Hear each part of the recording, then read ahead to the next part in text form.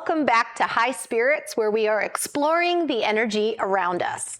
I am here with Kelvin Young, certified sound healer. Welcome back, Kelvin. Thank you so much for having me. This is our second episode working with Kelvin, and today we want to get into a little more about how he found the singing bowls, how he found sound healing, what training is like, where he works, and some of the effects that you've seen as well. Thank you so much. Yes. So, to be here. You're a very, very knowledgeable guest, so I am grateful as well. One of the things I wanted to ask you about was a little bit, one more time, just to review of the science behind sound and how it affects our bodies, and then if you could tell us a little about how you discovered it. Absolutely. Again, honored to be here to share a little bit about something I'm very passionate about. Kelvin Young, I'm a certified sound healer and owner of Kelvin Young LLC, which I have opportunities to offer sound healing sessions to different people from all walks of life, where I go to yoga studios and wellness centers throughout Connecticut and beyond, but also bring these modalities to different people from all walks of life. I go to prisons, I go to addiction treatment centers, I go to mental health centers, I go to shelters. And I also work at a psychiatric hospital where I have opportunities to work with people that's dealing with mental health, addiction, and trauma issues, and allow them to experience the sounds, the vibrations, and tones and frequencies from the different healing instruments that I utilize, such as the crystal singing bowls and other instruments.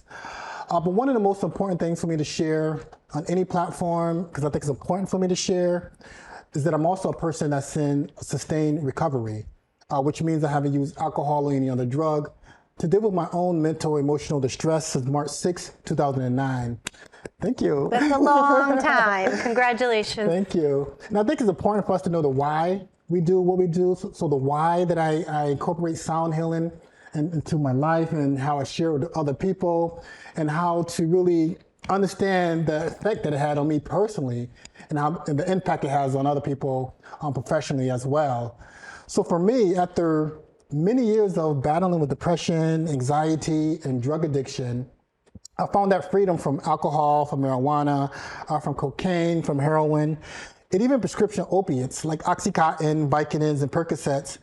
And for me, I began that healing journey in a drug treatment program within prison. And it was within that prison program that I learned about the transformative powers of yoga, meditation, sound healing, even creative expressive arts like poetry and journaling. And you know, I had a lot of misconceptions about yoga, about meditation. And to be quite frank, Christine, I didn't see a lot of people that looked like me. I didn't see people of color, especially Black males, practicing yoga, meditation, sound healing at that time. So I really didn't think it was for me. But I know the things I was doing prior to going to prison, it wasn't working for me no more. So I had to try something new. I had to try something different. And by stepping out of my comfort zone and utilizing meditation and sound healing as a vehicle to go within, because I truly do believe that healing begins from within, I was able to find that sense of calmness and inner peace, even being in a very hostile and restrictive environment such as prison. But most importantly, I was able to understand the root causes of my experiences with addiction. And from that lived experience, I learned that it was the unhealed emotional pain that I experienced in my life, the unprocessed trauma that I endured from childhood, from adolescence, as well as the adulthood trauma, as well as the toxic chronic stress. All of that was at the root of my addiction. So for many years, I reached for something outside of myself to find that sense of relief from that distress. And I found it in alcohol and marijuana and cocaine and heroin, and it worked for me for a while until it didn't work anymore. And I got caught up in that very vicious cycle of addiction. But I wasn't able to see that cycle that I was in, but the people that truly cared about me, had my best interest at heart, which for me was my parents, they was able to see that very vicious cycle that I was in. So I could sit here with you today and to really say that I'm grateful for all of my experiences in my life, my experiences with addiction, even my experiences with incarceration, because if it wasn't for those experiences, I wouldn't be the man that I am today. And that's why I'm so passionate about bringing sound healing to different people from all walks of life. So usually during a sound healing session, I play the crystal singing bowls, which is made out of quartz crystals, and it's tuned to 432 hertz. I also use Himalayan singing bowls. I use the gong, the buffalo drum, the ocean drum, and the different other healing tools to help us to activate and stimulate the parasympathetic nervous system, also known as the relaxation response, to help us to calm our minds, relax our bodies, to feel our emotions and to nourish our souls. And the meditative sounds produced from these different healing instruments or tools, it promotes healing from chronic stress, muscle tension, physical pain that we feel in our bodies, feelings of anxiety, depression, post-traumatic stress, sleep issues, and different other stress-related chronic health conditions that we experience in our life. And it's through the process of entrainment. When we are trained with the sounds, the vibrations and tones and frequencies from all these different healing instruments and tools, it takes us from the waking state that we're in right now. In scientific terms, is known as the beta state of brainwave activities or states of consciousness. And when we listen to the sounds and you're trained, it takes us from that waking state of beta down to an alpha state, which is, a relaxed state. And some people go even deeper to that theta or delta state, which is a more deeper meditative state. And it's in that theta state, the alpha state, in that delta state that our minds and bodies are relaxed. And when we're in a relaxed state, our bodies have a natural, innate ability to heal itself. That's why sleep is so important for us, but oftentimes we are in bed, at night or whenever we're sleeping, and we're in bed for 6, 7, 8 hours throughout that time of sleep, but we're not getting restful, peaceful sleep because we're worrying about, work, or we're worrying about a spouse or a partner, or we're worrying about a health situation, or even stressors that we have in our lives. So therefore, we don't get quality rest. Usually during a sound healing session, when people get into that theta state or that delta state, people tend to fall asleep, and that's quite okay. I let people know your body needed the rest. So sound healing is just very powerful. So many different health benefits associated with the practice. And you still can receive the benefits while you're in those states. Is that correct? Absolutely, yes. You may be in that delta state, but the vibrations, sounds, and frequencies is really penetrating to the cellular level, and it's really having its effect in bringing your body back into homeostasis and really entraining your whole body into the sounds and frequencies that's dominant, and it's really bringing a sense of entrainment to all the cells within our bodies, the trillions of cells in our bodies. And I find that to be so interesting because you can hear it, but even if you're not audibly using your physical ear, you're getting a benefit through your body because of that movement through those trillions of cells based in water. Yes. And how it can just, get to that cellular level. It's a really unique modality in that way. Yes. And I find it very interesting that you discovered this in prison because I think many people, as we were talking about in our last session together, have discovered these sort of approaches to health and wellness and even just being able to calm down while they were imprisoned in their homes during COVID. Right. So it may be a time that you need to be a little isolated before, and these things sort of come to you naturally, or, that may be the way other people have found these things as well. Absolutely. So I love that connection you just made, Christine, because I needed that time away, to really do the inner work. And, I've been to prison a few times, during my active addiction. But my last prison sentence, there's a saying within the recovery community, I was sick and tired of being sick and tired. And I was ready to make the changes I needed to make, And I remember, going to Harford County Jail, and the day I was arrested, and I was still detoxing from the night before of the alcohol use, the heroin use. I took a few Klonopins at the time as well too, marijuana, cocaine. So I had a whole lot of substances in my body that I was detoxing from while in jail. And my daughter came to my mind, and just thinking about my daughter and the pain that I caused to her and to my family. And my daughter, Tatiana, she was my inspiration for me to find that inner motivation to really change my life around for the better, because I wanted to be the man, the father that my daughter could look up to and be proud of. So I took advantage of all the programs that was available while I was in prison. And the drug treatment program was one of the most beneficial programs because I was able to, learn about myself really, and learn about addiction, how it impacts me physically, mentally, emotionally, and I believe it spiritually as well too. But not only did I learn about myself and learn about the science of addiction, I also learned tools to help me to deal with anxiety, help me to deal with the chronic stress, help me deal with depression, PTSD, all those different health issues or the emotional distresses that I experienced that I reached for alcohol and other drugs in the first place. So it was great that I learned tools to help me to really, deal with life on its terms instead of reaching for substances such as the heroin and the cocaine and alcohol that gave me a temporary sense of relief. Right. But for me and many people like me, it caused more negative consequences at the end. And by learning these tools, and particularly expressive arts like poetry and journaling, I was able to, those emotions that was coming up because I wasn't suppressing them with alcohol and other drugs. So while I was in prison, the emotions was coming up and they were intense. But I'm so grateful That's that I why learned we push tools. them down. Yes, because we didn't want to feel. Right. One thing I learned is that we got to feel before we heal. And I had an opportunity to do just that, and learning the practice of really expressing myself through poetry and journaling was very effective healing modality while I learned. And by practicing meditation with sound, I was able to go within and to really feel those emotions and process them in a very healthy way. And if it's okay, Christine, I'd love to read a poem that I wrote while I was in this drug treatment program that was very healing for me then, and very healing for me to recite it to each and every one of you today. We'd love to share it with you, please. Thank you. And the name of this poem I wrote while I was in prison is called Eyes of a Silent Sun. Look into my eyes and tell me what you see. Is it a lost soul with no control, trying to be free? As I look into the mirror and stare into my eyes, I see all the anger and self-hate, hypocrisy and lies. I see resentment, frustration, embarrassment and pain. I see jail bars and fancy cars as I cruise down memory lane. I see the feelings I repress, going back to childhood. I need to let go of those feelings. I would if I could. I see the hurt that I caused to the ones I love the most. I see my brother on his wedding day as we celebrate with a toast. I see the good and bad times that I experienced in my life, but it's so hard to let go of all that bitterness and strife.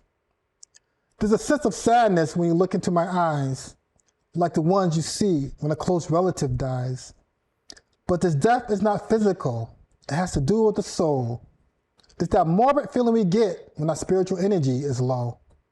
It's like nothing matters anymore, like that day when I was fired. Feeling depressed and weak. Can't sleep, but I'm so tired. I'm tired of all the pain, the hurt, and the rain. From that cloud that keeps following me. Sometimes I think I'm insane. But when I look out the window and see the beauty of the lake, it reminds me of good times, like when I was 9 and things were fine. And with the sunrise, I can feel the presence of the Creator. When I look out my window, I see me in the beauty of nature. I'm a part of God's creation, nature, and humanity. The love and spirit that's in Jesus is also in me. So I learned to love myself and others just for who we are. And I learned all about this love looking out my window with jail bars.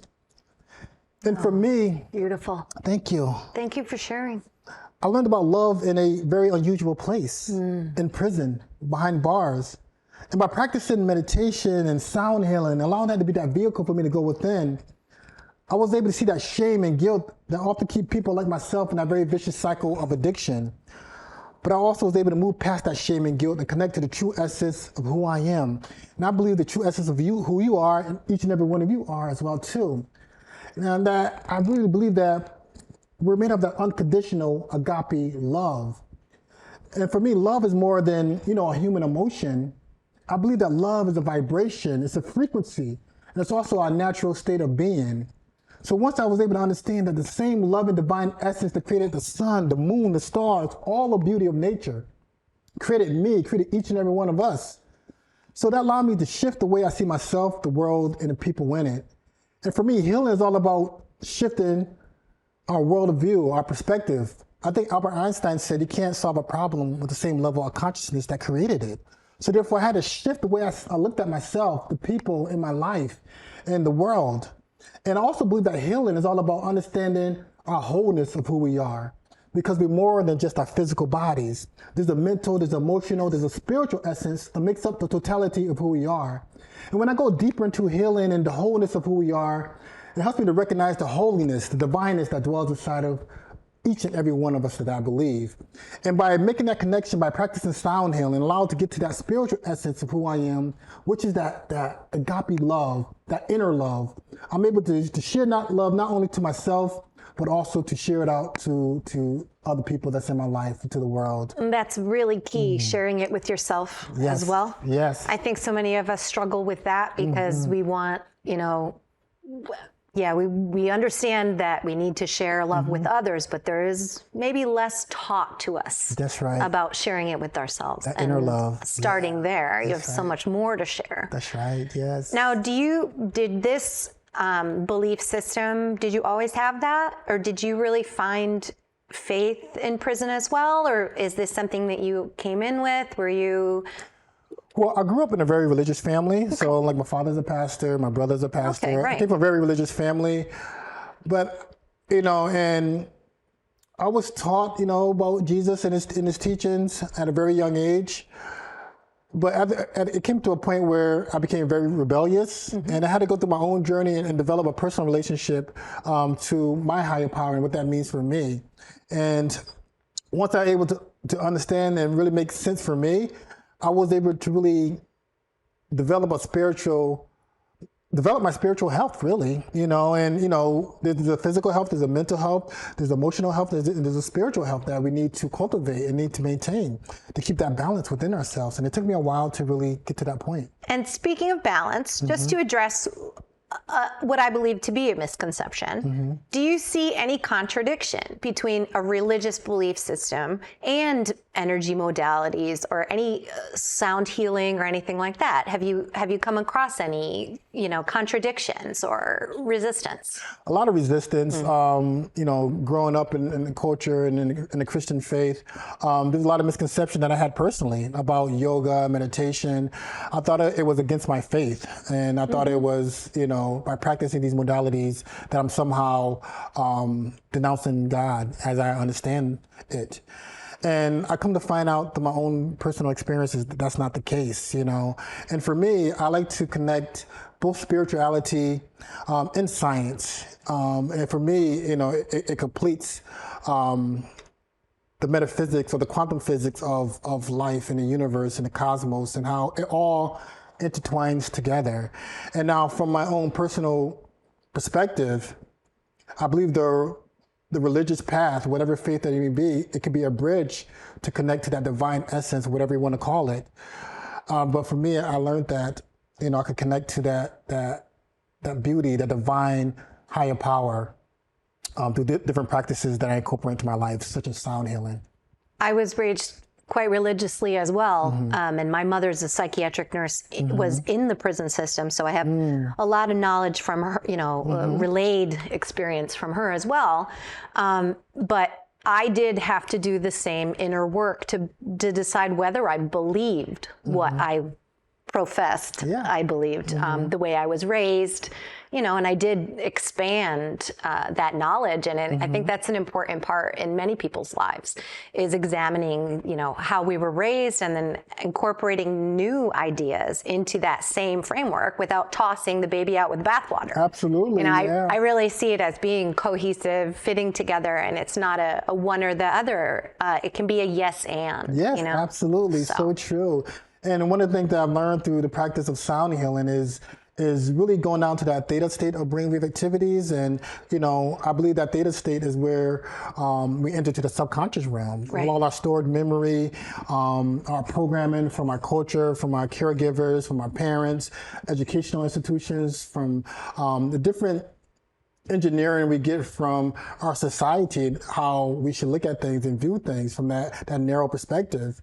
And what I needed to do is really look at some of my belief systems and see if it's actually still working for me in this day, and I wasn't able to see it until I was able to go within, and really sound healing brought me to that space, that theta state, to really fully look at my inner landscape and to really see if it's working for me. And my personal experience, I had to unlearn a lot of things. Right. And I find that a lot of times, and I have been reading this as well, that if you're feeling isolated in your life, there may be a reason for that. You know, you may need that time to find the next step for yourself. So it's not necessarily negative, even though you certainly can take the perspective of being stuck in prison as being quite negative. Yes. So you really have to use a lot of energy to raise above that and rise above with the intent of healing it. Absolutely. So I commend you for that, because that is not something that just everyone can do. Thank you. As we know, so many people end up back in. It's a very vicious cycle. And it's a system as well. I have a lot of political opinions on the whole prison system in general, but it's almost at this point a subset of society because it is so large. Yes. The recidivism statistic is it's designed for people to go back. That's been through the doors of prison systems. And knowing that these programs are available is comforting, because that energy is shared throughout the world. You know, there's a lot of suffering happening behind closed, walled off cells, you know, and the work that you're doing to reach these souls and humans is really important. Thank you. Thank you so much, Christine. Would you want to share another demonstration? Absolutely. Yeah, thank you. Yes, absolutely. So now your quartz bowls, and you said one is tuned to the key of C, or the note C, not the key. The note, so this bowl right here is tuned to the C note, which is, it resonates with a lower energy center in our bodies known as the chakras. So, and the sounds and vibrations are from these different healing tools. It really helps us to bring us to a very relaxed and calm state. So at this time, I invite you to either close your eyes or bring a soft gaze to the floor, or you may keep your eyes open, whatever feels most comfortable and safe for you. I invite you to take this opportunity to simply just be.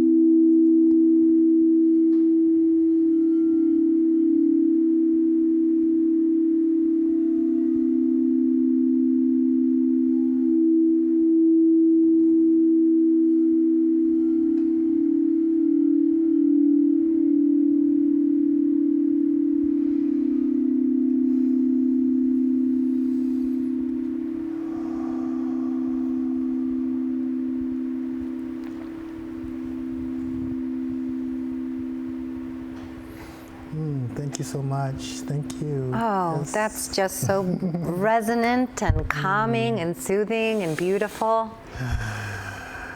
Thank you. Thank you. Now, this is something that our guests can find in Farmington, Yes. in other areas, but I know you're even doing this evening at I'm at Bridge the Healing Arts Bridge Healing Center. Arts Center Yeah. right here in Farmington, Connecticut. I'm actually 304 Main Street, and I do the sound healing sessions every other Thursday from 6 to 7:30 p.m. And I'd love to see you there if you want to experience it. Do you have a website, Kelvin? Yes, I can be reached at kelvinbyoung.com. KELVIN, the letter B, young.com.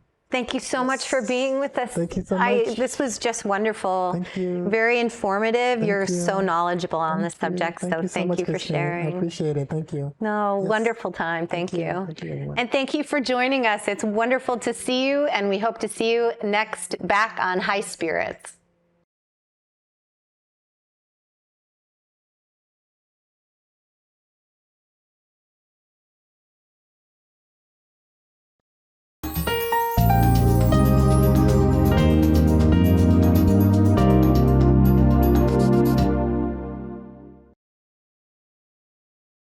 The Saybrook Fish House in Canton has been serving fresh seafood, chicken, and steak entrees for 34 years, offering 3 cozy dining room settings, a newly renovated pub with craft beer, wine by the glass, specialty cocktails, and a lighter fare menu. Open for lunch and dinner 7 days a week. Reservations accepted for parties of 2 to 42, and gift certificates are also available. The Saybrook Fish House, nestled at the crossroads of Route 44, 202, and 179 in Canton.